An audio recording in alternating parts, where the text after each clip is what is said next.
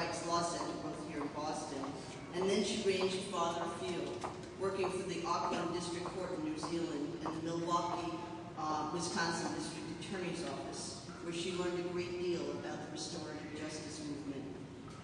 At school, she in fact founded and chaired the Society for Restorative Justice. The Society recently held an incredibly successful forum for over 50 assistant district attorneys and public defenders interested in implementing restorative justice in the Boston area. This coming year, Yael will work at the Center for Violence and Recovery at NYU as a restorative justice fellow. Yael?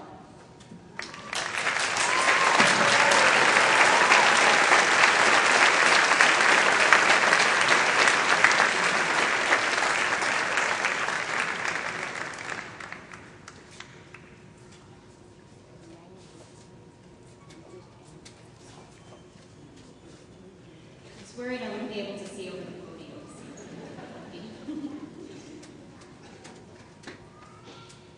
I feel really proud and really honored to speak before you all today, faculty, friends, and family in class of 2007.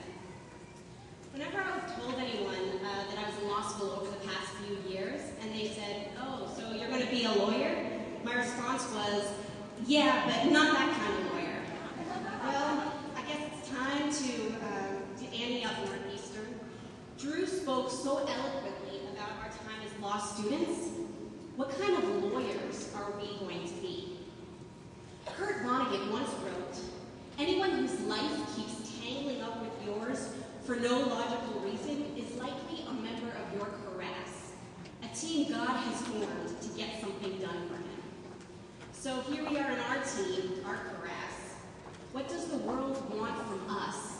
What is the something we should be getting done? I know for myself, what I learned in Northeastern more than anything else is that I really want to be honest and I really want to be brave in my legal career and in my life. Prior to coming to law school, I've had a few brushes with the law, mainly fighting the man and speeding tickets at the Nassau County Traffic Court in Long Island. Every time I would go, and I went quite a bit, I would be amazed at what a chaotic, bureaucratic place it was. Lawyers would be wandering in and out, judges would be talking to clerks. You never knew if you would be in the waiting room for an hour or 5 hours.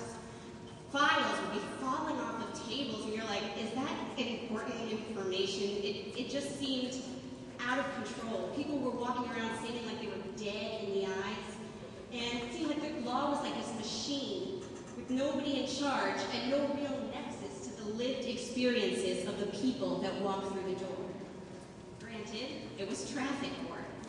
But my criminal justice work, our co-ops, both with victims and defendants, have convinced me that the experience for lay people in other types of courts is not entirely different.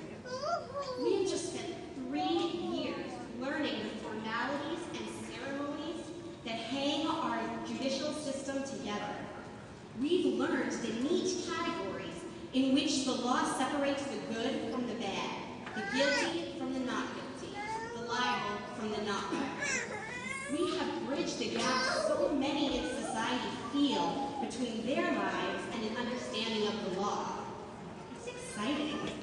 It makes me feel smart and superior. It's so tempting, now that we know how the game of law is played, to play it, to argue in terms of clearly, of course, right and wrong, because it makes us feel less vulnerable and insecure. If things don't go well, our hands are clean. We just were following the rules. At the same time, I think here at Northeastern, we learned additional information. We know, particularly if you've taken a class with Carl Clare, that beneath the neat categories of the law and the doctrine lies an incredible amount of human messiness. People who are victims one day are defendants the next. Two people or two groups of people in conflict can both be right. I think we know this to be true in our own lives, and Northeastern Northeastern has taught us how it's true in the legal system.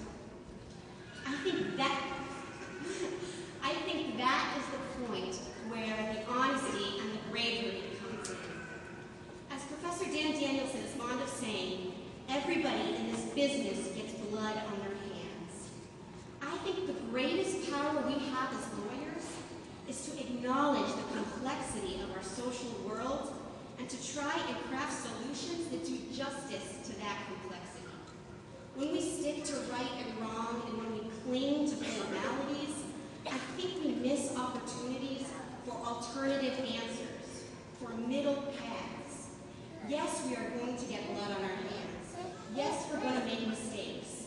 But I think if we walk out of this arena committed to telling the truth in our lives and in our practices, we will at least get down to the business of what law is supposed to be about. And we will have done a great justice for Northeastern University.